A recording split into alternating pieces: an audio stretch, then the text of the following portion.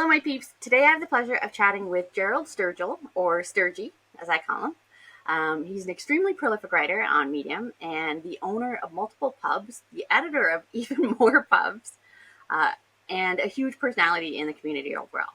And more recently, he's been invited to Medium's prestigious Boost nomination program. So we're going to talk about all those different things today. Welcome, Sturgy. Thanks for joining me. Thank you, Robin. It's a pleasure being here. All right, so this will be awesome because you and I talk all the time. But for those who aren't as familiar with you as I am, how long have you been on Medium? And can you share how many stories you've written? Because I know the number is massive. Oh, yeah. And also, like, what was your kind of Medium origin story? How did you find the Oh, platform? sure, yeah. I'll go through all this. So I've been writing on Medium since August 15th, 2021. So it's been about 2 years and change. I got started on Medium because I watched, actually, one of my friends was writing on Medium at the time when I first found it. But then I also was watching Zuli Rain on YouTube, and she was a big part of my early journey. She got me really excited about starting something fun and new, and I got really excited about it. I hadn't written online like ever, but I hadn't written much since college. I found Medium through Zuli too. Yeah, that's pretty cool. I think that's something we've shared together before. Yeah. Yeah. 1,300 stories is exactly what I'm at right now. I just wrote my 1,300 story yesterday. So yeah, about 2 a day since I started. It's a lot. Would you recommend that volume to others? No, no. I haven't maintained it in the last 2 months since everything switched over. I wrote, I think, like 24 stories in August and like 25 in September. So, I mean, I'm still writing almost a story a day, but it's not nearly the volume I started at. Yeah, yeah, yeah. You've been sort of having some, I guess, deep thoughts lately about publishing volume and sort of different, like, sort of your approaches and strategies. Do you want to Mhm. share with people sort of what you've been thinking? So, what I've been thinking lately, especially since I was somebody who was kind of big on quantity before, even though it wasn't quantity over quality, which Oh, quality is very important to me every time, yeah. Well, obviously. We should probably mention to the audience that Gerald is not in the Medium Partner Program monetizing his story, so he's not doing this for money. I thought we should Yeah, mention that. I'm in the Medium Partner Program, but I don't monetize at all. Like, I've never, Yeah. I've never had a single story metered at all. I love it. I just love writing. Where were we? I'm sorry, I lost track. Some of the different thoughts and changes you've been making about how you approach some of your content and volume and style and Sure, yeah. Lately I've been focusing more again on making it fun to write because for a while I got into a funk and I was leaning on these challenges I'd been writing. I mean, the challenges were great. I really enjoyed them. They got me out of a dark time at the early part of the year, but it wasn't sustainable for me to write that much and to not write what I really wanted to write, like focus on the topics that I really wanted to focus on. So my approach after that started to become, well, I'm not going to focus on writing every day now. I'm going to focus on writing when I have something really profound to say. And I think that's the important part, is thinking about when you have an idea, if it's worth writing. And a lot of times now when I come up with something, I sit on it for a little bit. And if I still want to write it in a day or two, then I'll go ahead and write it. But if I don't, then I just won't. yeah, yeah. Can you share a little bit about these writing prompts and challenges because most of my audience is Medium writers, but there are going to be people who stumble upon this who aren't on Medium and aren't familiar with what that is. Sure. So the writing challenges, usually you'll get a community together, and I, they can be as small as like 3 writers or as big as like 2, 3, 4 dozen people, maybe even more. And a lot of those are like tag walled. Like you include medium writers in the community who are in that like shared group that are writing the same stuff as you every day in those With tags like so that they can see that tag, you've.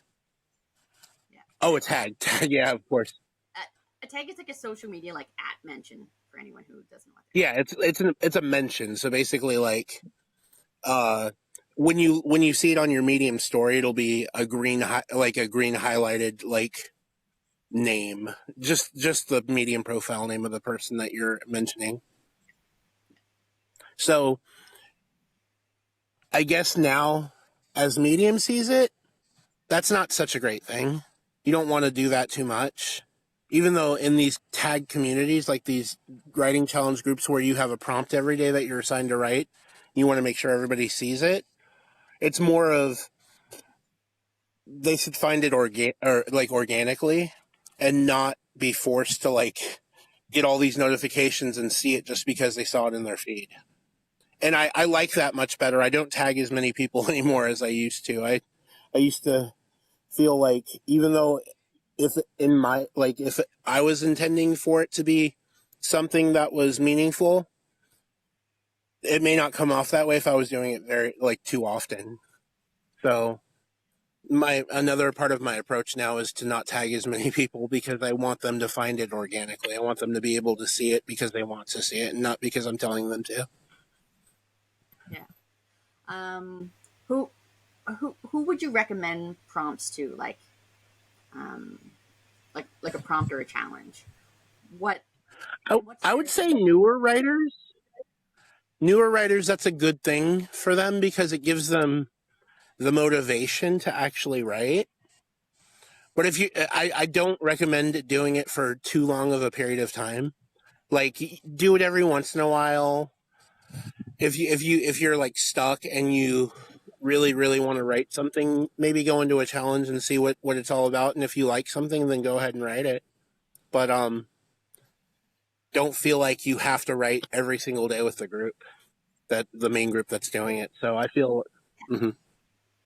And and for anybody not sure how to get into one of those groups, like can you just be like, hey guys, I'm here, I want in. Yeah, I've never done I that mean, before. why not?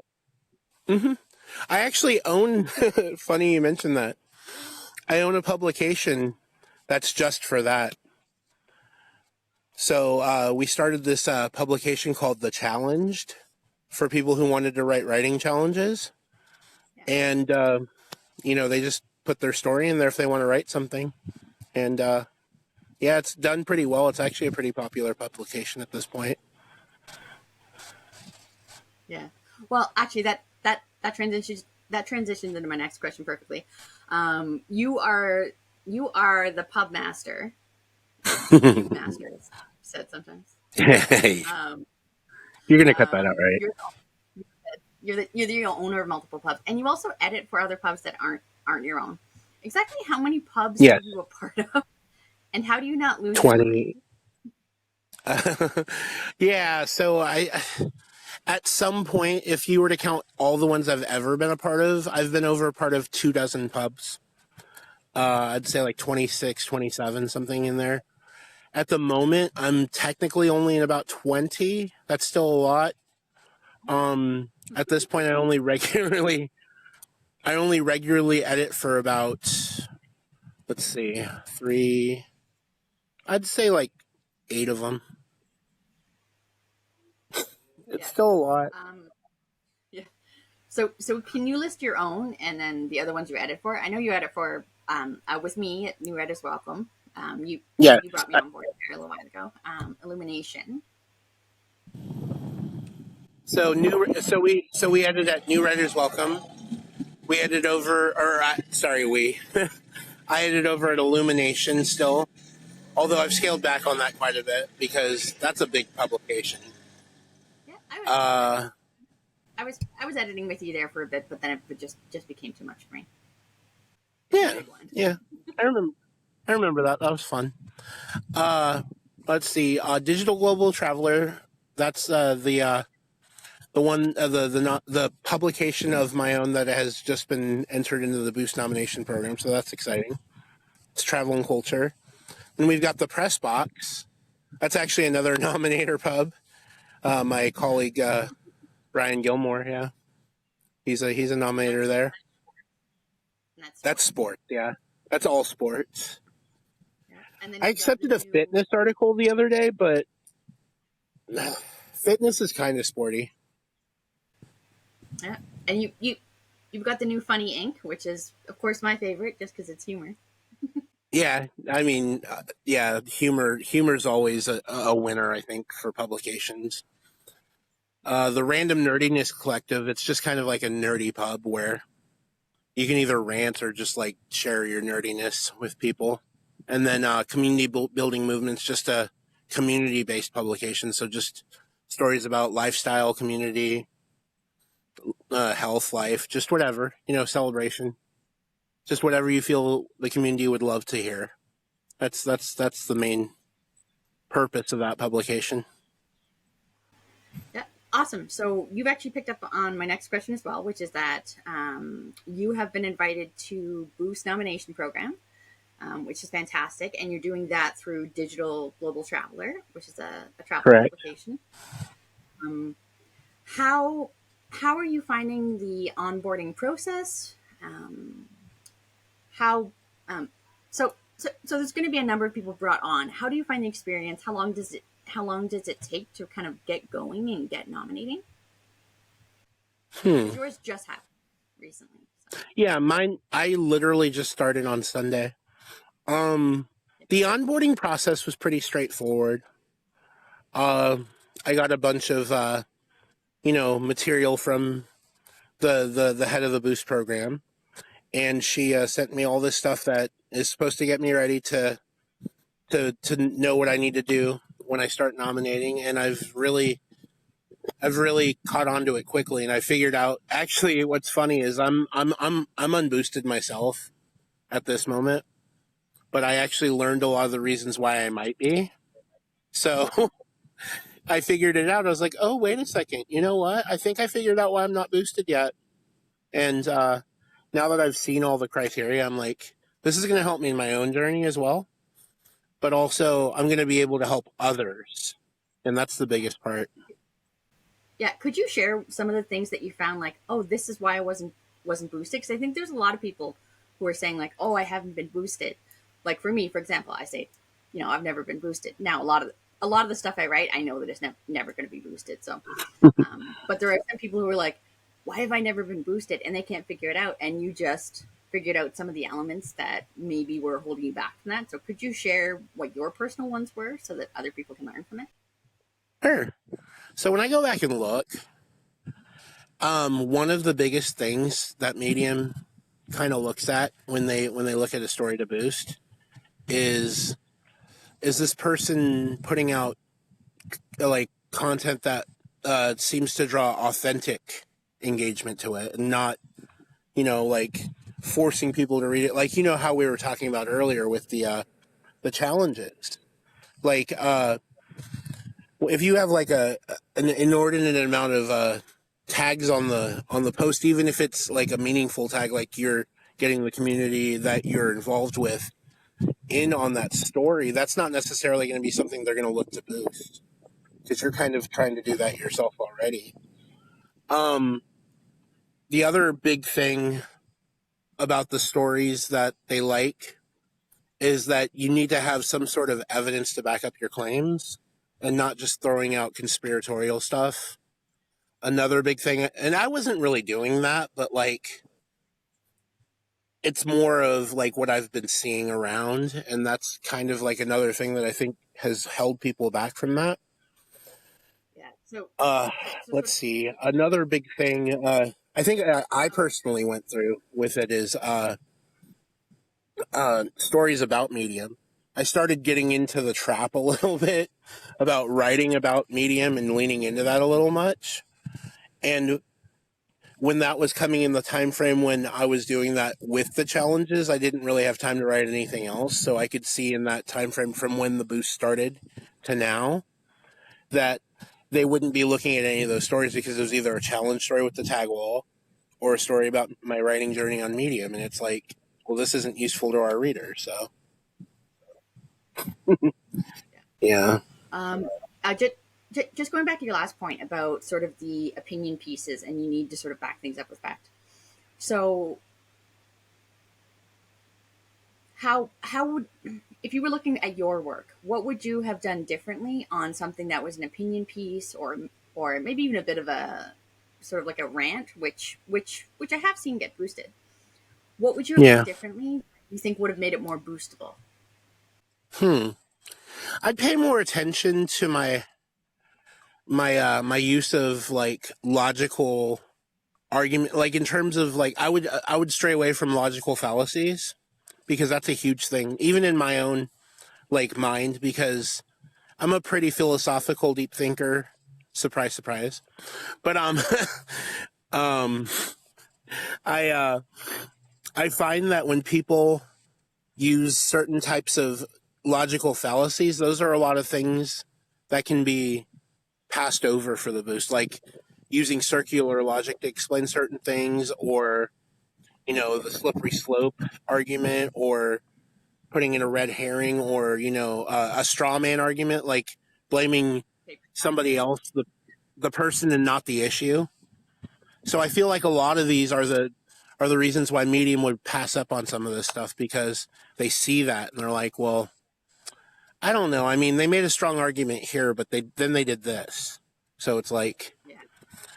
it's not meeting their quality at every turn. Like you have to make sure to hit your marks on your entire piece instead of you know phoning it in for the for the last third of it. I don't mean to be rude. I'm just saying from my own thoughts and experience from it. Yeah, no, no. I think this is fantastic. Personal insight, especially using like personal examples from things that you saw that you were doing yourself, which isn't always Hmm. easy to do. So I appreciate that, and that's a really good point about sort of what they're looking for in the boost. That you do have to sort of substantiate things, and they want things well researched. They still want your personal story to it, but it still has to be researched and factual and all of that. So Oh, I think indeed, yeah. that's a good point. That's a really good point. Hmm. Yeah.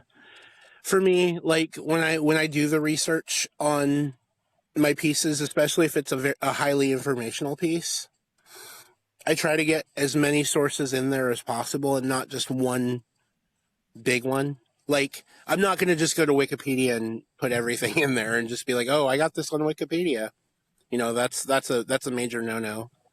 Like, I knew that even from college writing courses and also when I was in advanced placement English in high school. So, Yeah, that's actually something that Ariel Meadow Stalling, she's the one who runs the Boost program. For anyone not aware, hmm Serge, I know you're.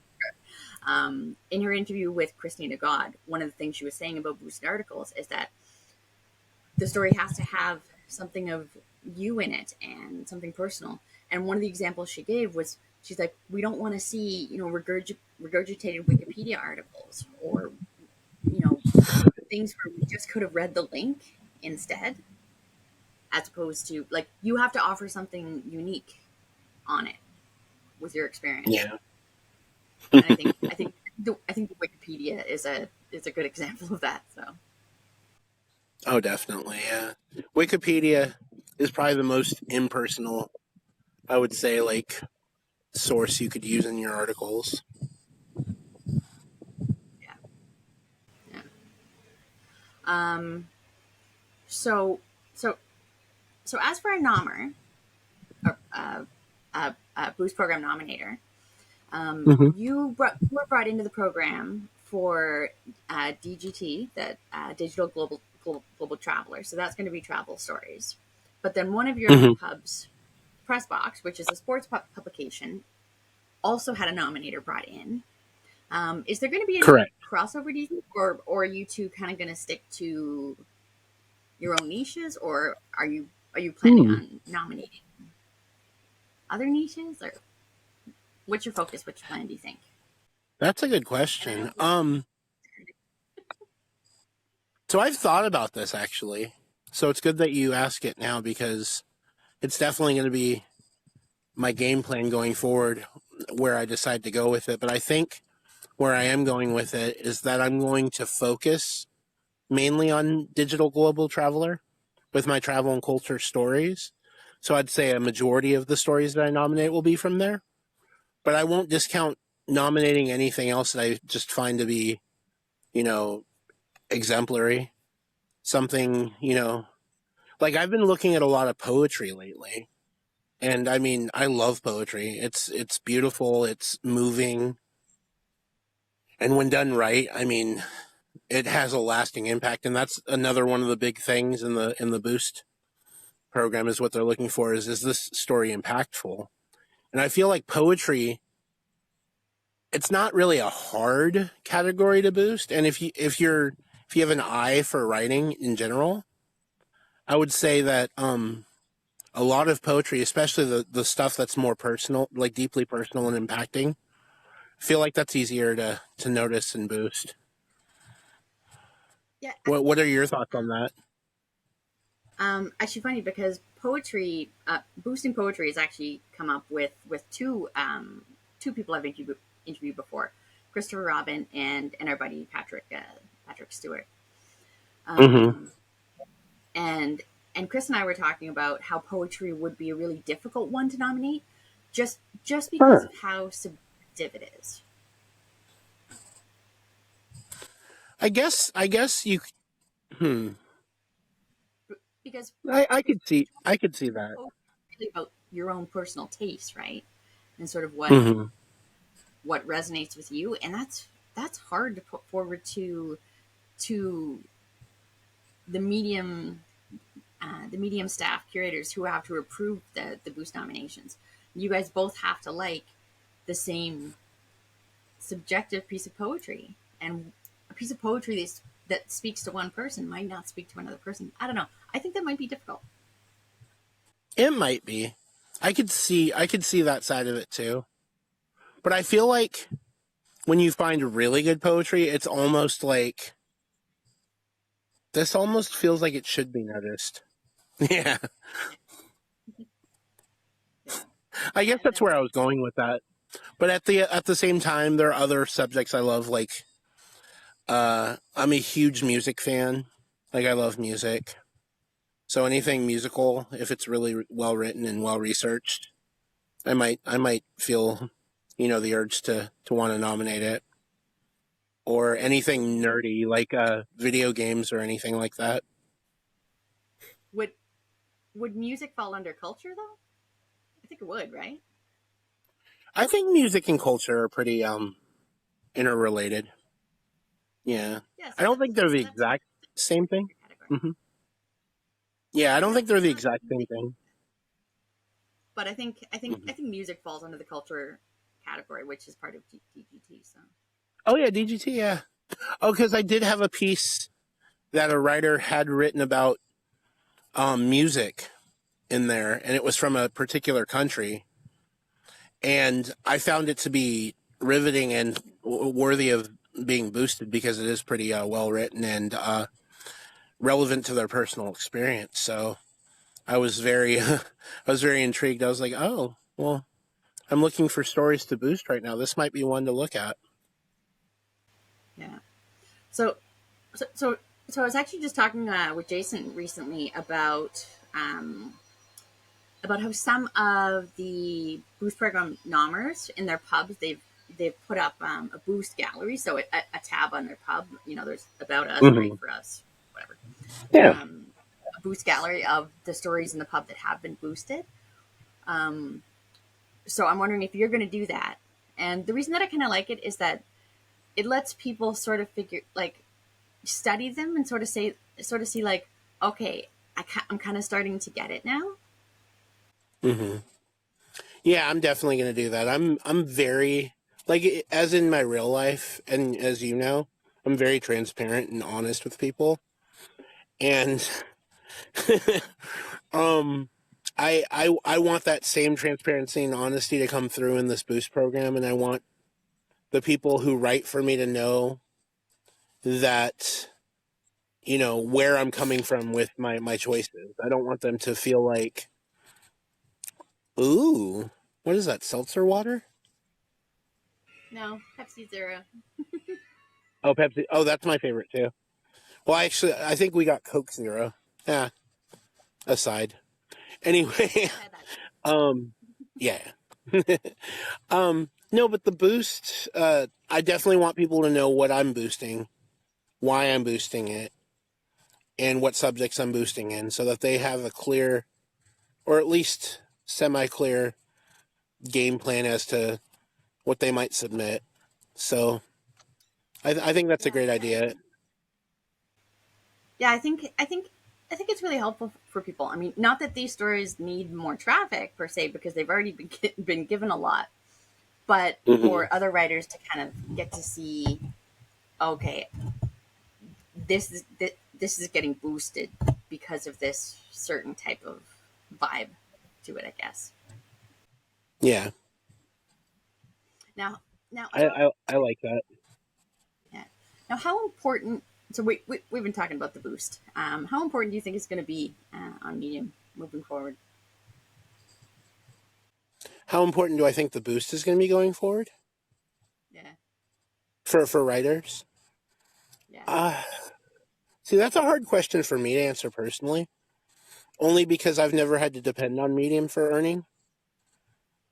But from a lot of yeah, the people that I hear, the boost can be like the difference between making just enough to pay off their membership to earning a decent side living or even their full earnings from it. So I would say that the boost is going to be vitally important going forward, because even though there are going to be stories that are just naturally going to get more attention, even if they're not boosted, the boost is definitely something that's going to help elevate those stories that people aren't going to normally see necessarily, because I feel like the boost is focused on trying to elevate those voices of people that aren't really, you know, heard as often, or they won't naturally get that. Although, can this be off the record?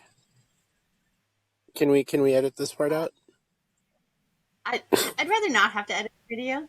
You can we can talk about different things later. Um, Okay. I guess, yeah. I guess I sort of see positives, negatives to it. Like, I do love that it can get sort of new to the platform writers more exposure. So that is really cool about it, and I do like that. Mm-hmm. Um, However, I also see that it's taking views away from people who have earned their audience as well.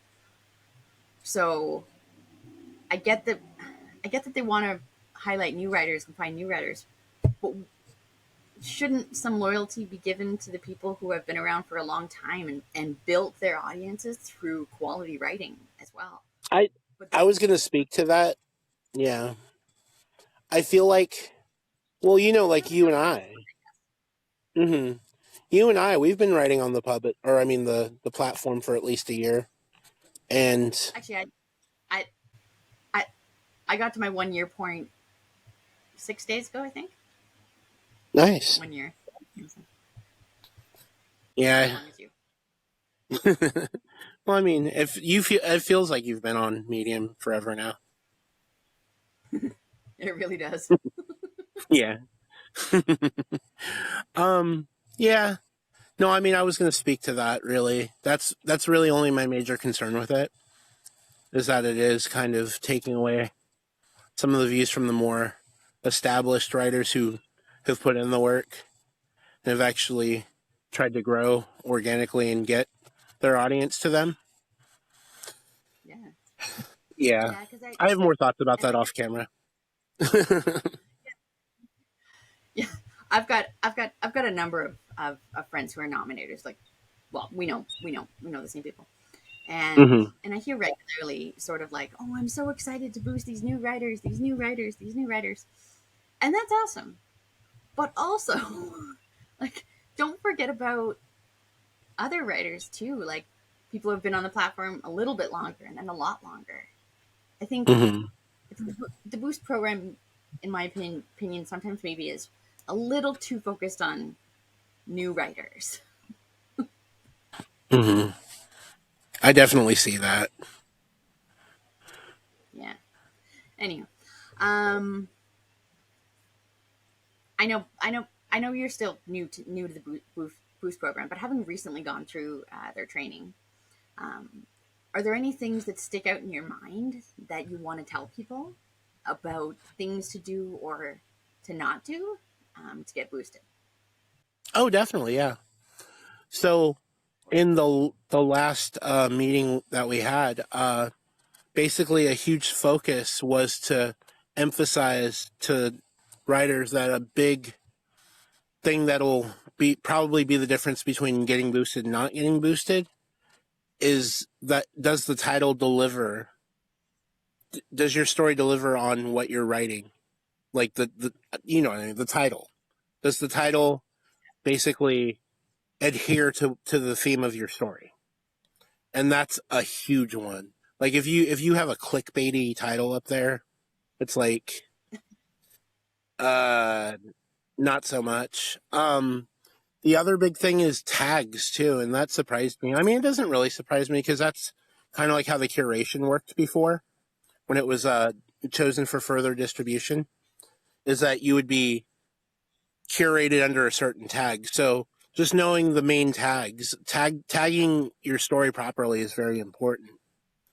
Like you'll want to have, you know, maybe one or two of the most not generic subjects, but like the most widely used one for your topic. So, like, let's say you're writing a travel story, you'll definitely want to have travel in there, and that's going to be a Yeah. huge, you know, determining factor as well. Like, if none of your your tags are more generic to draw it into more being more specific, like it's fine to have like some of those more specific tags in there because that will draw you more to the niche audience you want for that specific story.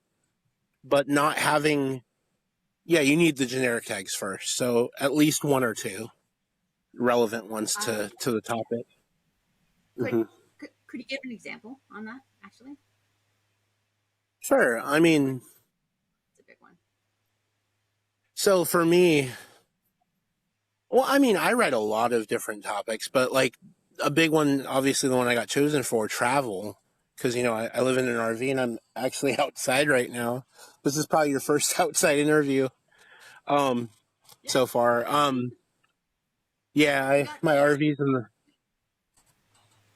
uh, we we we actually got a really nice day because it's October 4th, but it's almost hot like summer today. It's like 30. I think it's And like I know we're almost. not very It's far like apart. 30. It's like 30 degrees Celsius today, like 85 degrees or 83 or something like that Fahrenheit. It's nice and warm out here. I Yeah. wish I could show everybody the nice clouds and the sun out here, but I would blind them. Travel, like for me, Oh it's goodness. travel culture.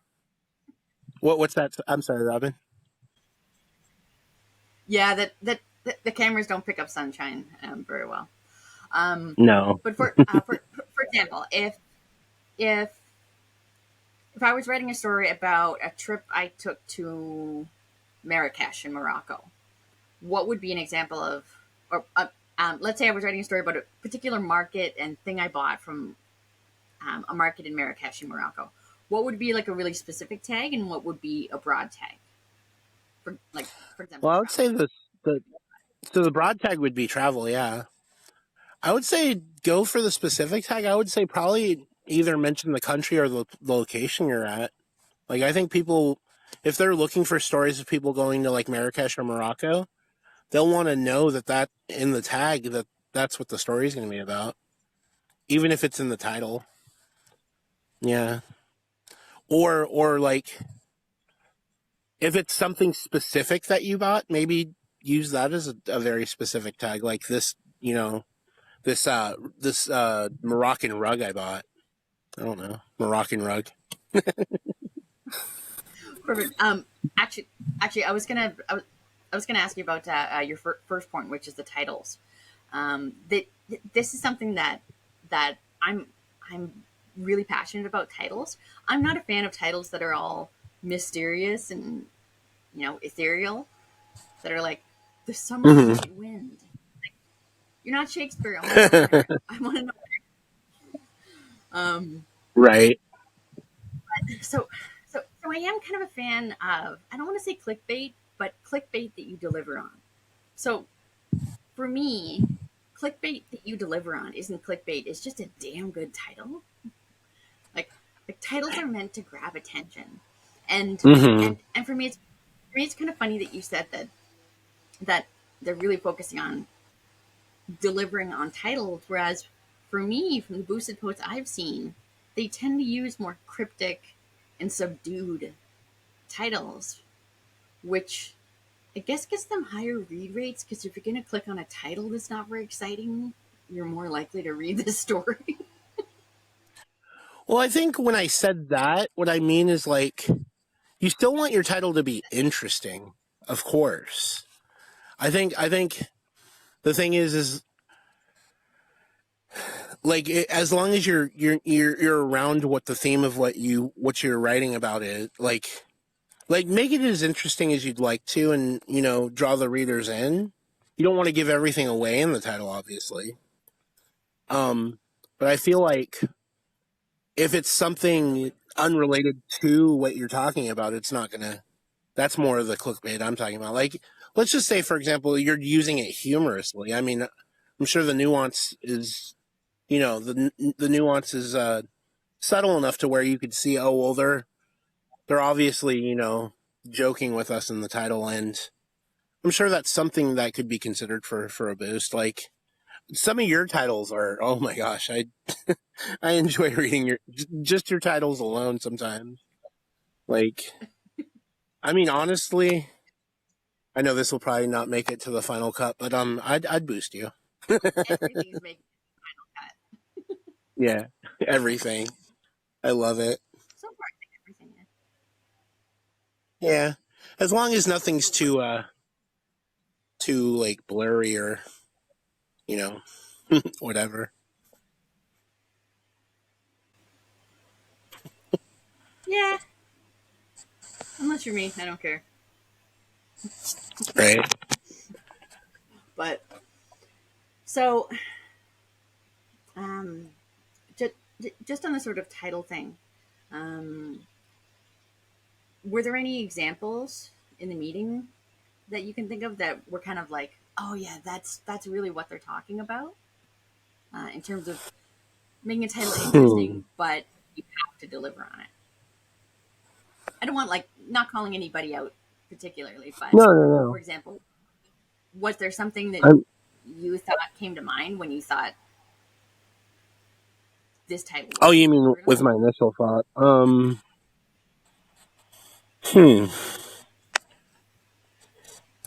It's a hard question because thinking of particular examples, but we've all read articles where the title is really interesting, and then you get into it, and you're like, oh,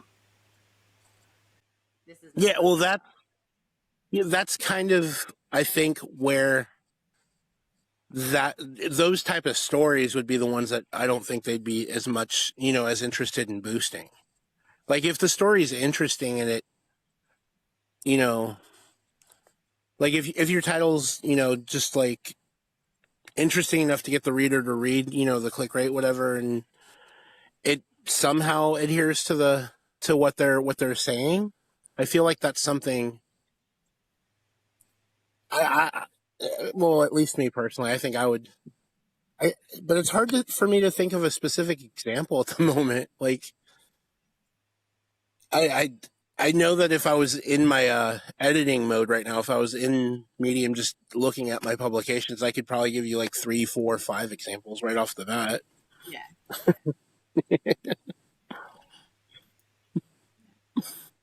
I'm sure you have some in your mind as well. yeah. It's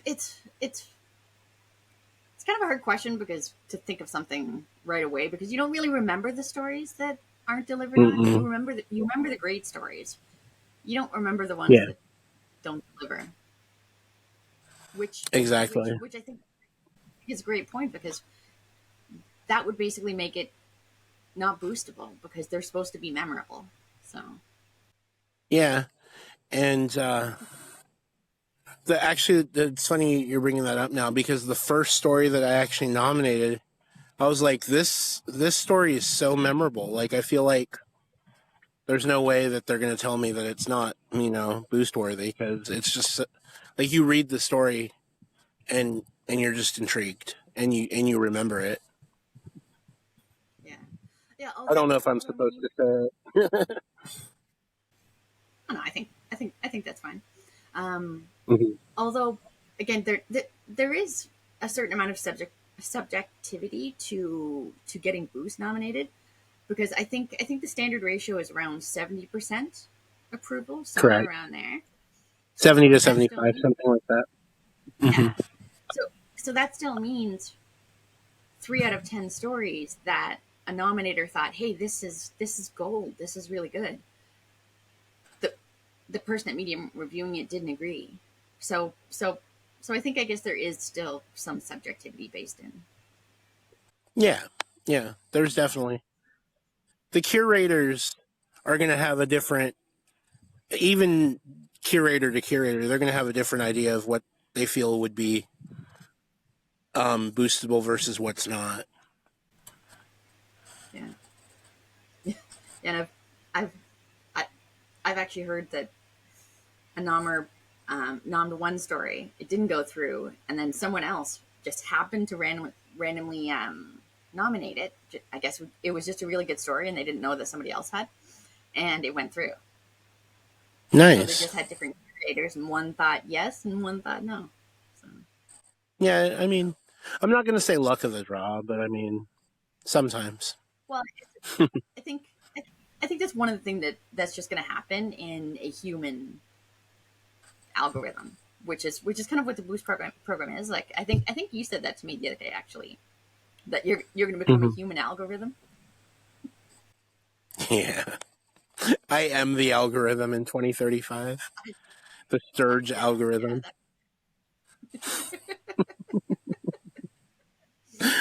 Sturgill, how does it feel to become a human algorithm? Right. Um, I mean, I miss all of my human parts, but I mean, you know, it was the sacrifice I had to make.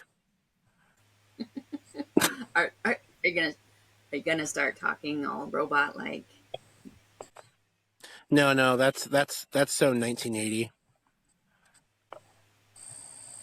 Yeah, but we're from 1980. Yeah, we are. We're both up there. We're we're both 40ish years young. Exactly. We're young. Yeah. Some days I don't feel so young, but we're young. We're we're we're young. Just some days tell that to our bones and backs. Oh yeah. Uh, if I was inside right now, like I'm outside, it actually feels nice on my body right now, but sometimes I'm inside and I'm on that uncomfortable part of my bed where I write sometimes. And there are days I can barely manage to to do anything. I'm just like I'm in too much pain. I hear you. I hear you. Yeah. All right. Being So being going. medically, yeah, sure. Oh, Sorry. go ahead. I was gonna say being medically handcuffed sucks. It's not as sexy as your handcuff stories normally sound. Right. There was a bee that just flew by me. I had to shoo it away. Um, would what would you mind sharing with people sort of what the cause of your pain and physical issue is Yeah, for anybody who sure. I hasn't heard it? mean, Right? I know most of us have heard it already, so it is out there. I'm not yeah, saying yeah. it's something that you've written about. No, definitely, yeah. Well, where do I start? Um, well, I can kind of give a little bit of the backstory of what I was doing before that, and then kind of just how it kind of devolved, and then all the issues that arose. So I was kind of killing myself in the corporate world for about 5 years before I went out of work. I worked for Verizon Wireless as a customer billing supervisor. Um, I worked long hours, didn't eat that well. Shoot. I was in an uncomfortable work environment. Like they didn't give us those sit down stand up chairs we had or desks. We had like these very uncomfortable computer chairs. And being in that position for those hours really started taking a toll on my body. And I think the diet might have contributed to it as well. But I had developed diabetes. I'm trying to manage it right now. I feel like I'm doing all right, but at times my blood sugar gets pretty wild, and I just have to put everything aside and take a break, maybe even a nap. Um, Firefly or whatever. Um, then I have gout. I've actually had that for a long time. I didn't know what it was before. I don't know if you've ever experienced the pain from gout, but it I hurts. have my It's very my dad before, so I am a little familiar with it. I don't have it myself. I haven't experienced it myself, but I've heard about it. Yeah. yeah. I take the maximum dose of the medication they give for that every day, so that I don't get a really bad attack. But that's hard. Like if you skip some days, like your pain can get pretty bad. Like one time I had like a almost like a football sized inflammation on my left knee, and it was really painful. And that left knee is already torn, which is another thing I deal with. I've had that since I was like 25, 26 years old, where I tore my MCL and I never got it surgically repaired, so it's been messed up since. It's dealt Okay. with. I've had to deal with. What's that? How did that one happen? Um, so that happened kind of weird. I was trying to impress a guy at the bar, and I was on a hardwood floor, and I was pretty drunk. So I mean, it was stupidity, but I twisted my knee. So I did this like ballet move, and then I heard a snap, and I couldn't plant my leg. I just fell. So like from that moment on, I was like, oh crap, I really messed myself up, didn't I? And it was all to impress the guy. I mean, I got him. It's not Mike. Like that's not the guy I got at the time. But it was another guy I dated for a little bit. He was an older guy, like not terribly older. It's like 10, 11 years. But it was stupid. Well, I lived and learned. I mean, young people drunk shenanigans are keeping fracture clinics in business, right? Yeah, exactly. They're making their money. That and like the fireworks industry. Right. Um, I also deal with a lot of arthritis in my joints. So like I have a lot of back pain, hip pain, leg pain, foot pain. Like some days I get up and I can't even move. I'm like, I'm just gonna be in bed all day, honey. I can't sit up. I can't do anything. So there'll just be days I'm just laid up and taking as much medication as I can to try to get myself better, but those are not comfortable days. I mentioned the high blood pressure, I think. That one, especially if I get angry, that's not a very pleasant thing to feel. Um Yeah, health, health problems can really cascade. Um, mm, I have liver issues too, but they're still not really sure exactly what's going on there. We're still trying to coordinate with our doctors, with my doctor, to figure out what that could be. But it could be serious, so I'm monitoring that. I'm not very healthy, Robin. I wish I was. hey, I'm I'm with you. I'm not very healthy either. Yeah, you told me about some Can't of your help stuff, but I but don't want to. Yeah, I don't want to put that out there. That's your business. oh oh no, it's just it for for anybody watching, I might be getting diagnosed with Ehlers-Danlos syndrome. just this like Gumby disease, which at least gives me something fun to say. um, Anywho, yeah. before before we go on too long about health issues, which two people born in the 80s chatting could go on for a while. I just wanted to get to my final question, and this is something that I've asked everybody. What advice would you give to anybody who is either brand new to Medium or newish and looking to grow and sort of join the community?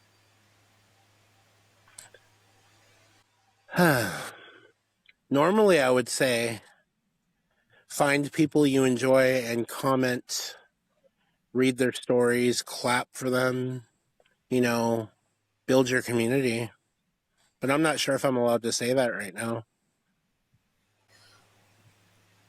Yeah, well, um, for for for anybody watching this in the future, sort of right now, there's just this little thing going on because Medium started um, incentivizing engagement, which led to some people doing inauthentic engagement, which led the company recently kind of pushing back. But then writers were like, "Hey, we're not.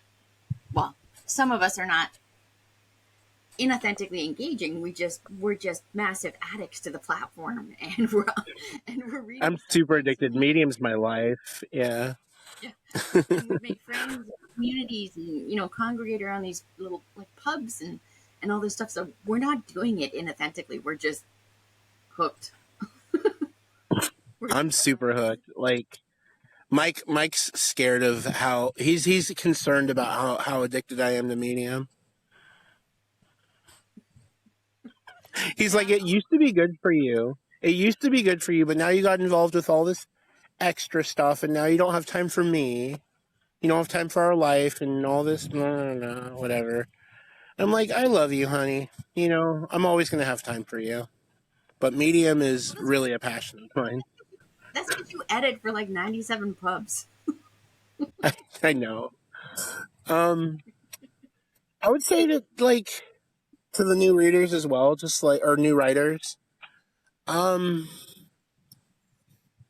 I don't want to sound cliche and say write what you know, but I mean it really is a big thing. Like if you really want to get motivated to start, like we don't want to see your freaking 97th AI article about, uh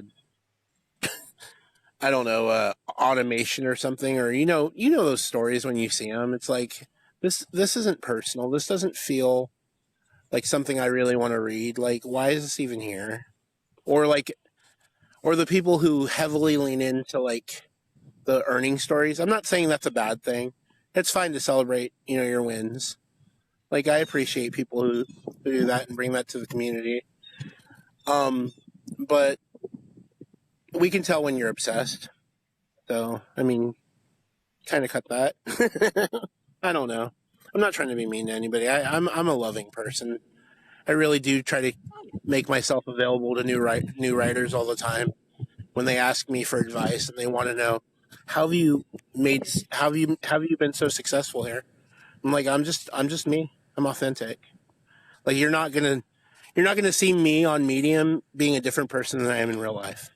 Like I'm not gonna say I write exactly the way I talk, but it does seem like that. Like I intentionally very much choose language that sounds very conversational just to get people drawn to me to my writing because ultimately you're selling yourself at the end of the day. You want people to fall in love with you and your writing and your message, and hopefully that resonates with people. So I mean that's really the best advice I can Yeah, give people. Just make people feel that.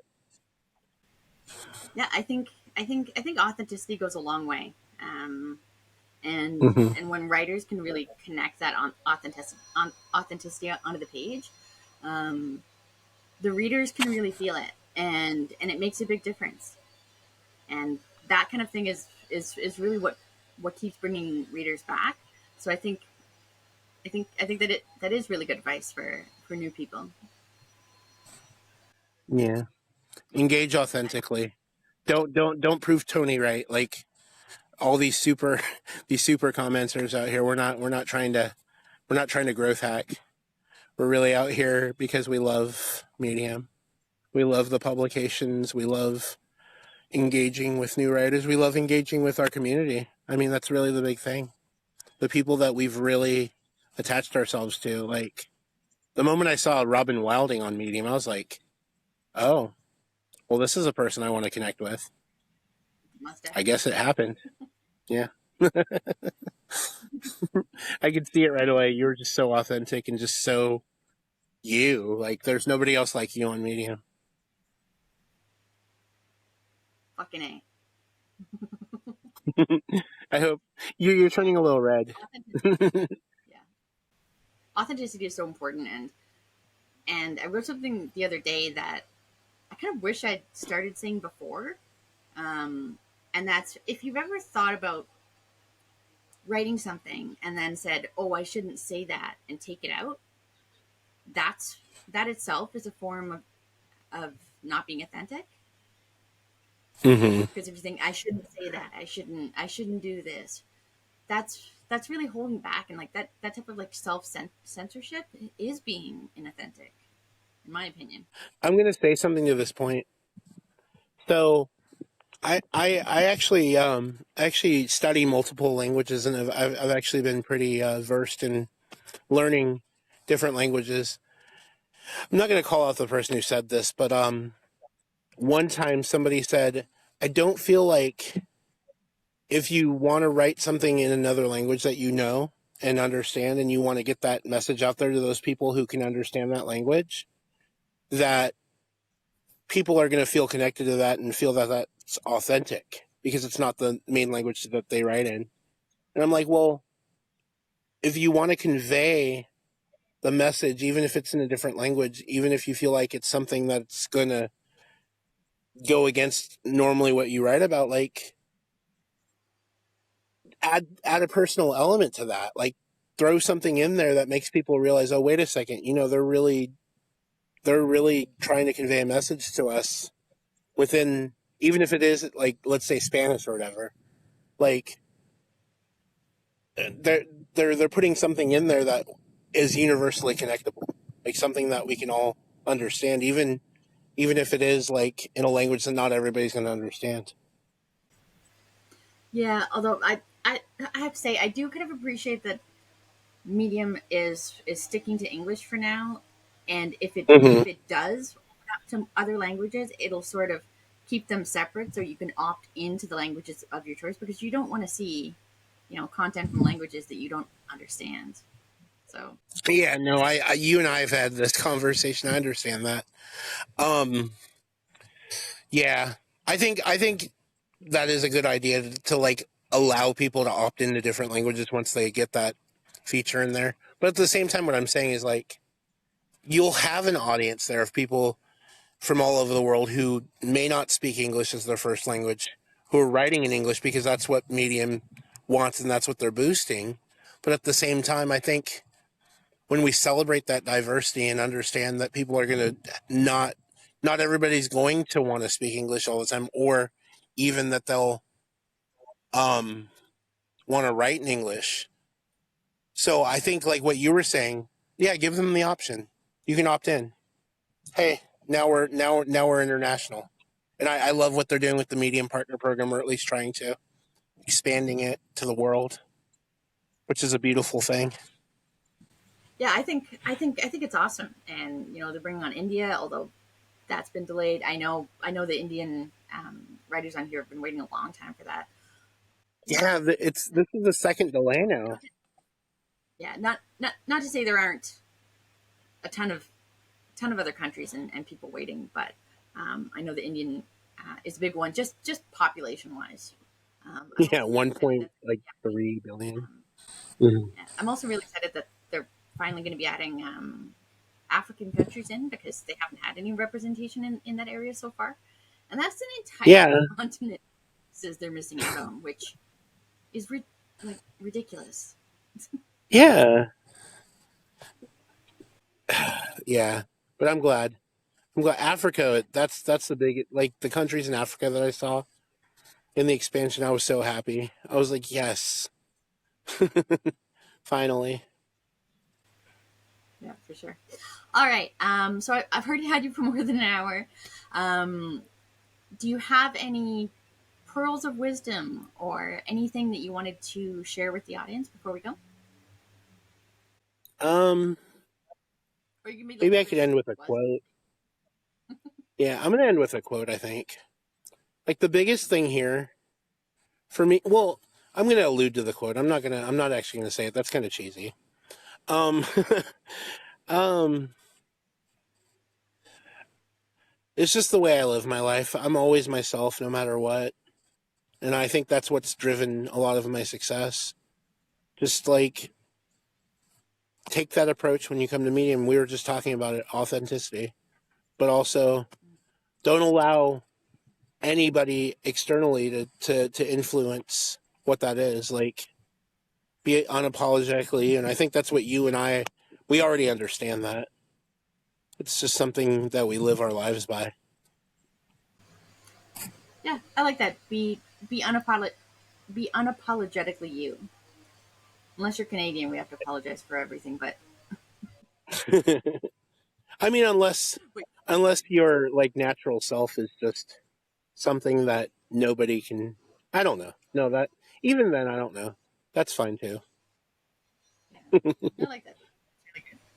Awesome. Well, Sturgy, thank you so much. For anybody who isn't following Gerald already, I'm going to put his Medium link in the description, and you can check him out on there. And your And my 500 your publication link. and your 12,000 publication links. Yeah, but especially Digital Global Traveler, which is now part of the Boost program, and Pressbox, and my favorite, Funny Ink, and then the Nerdiness Collective and the community in general. Yay! Awesome. All right, Sturgy, thank you so much for joining us and taking the time out of your day. And of course, This was so we'll much talk fun. soon. But for everybody else, I'll see you next time.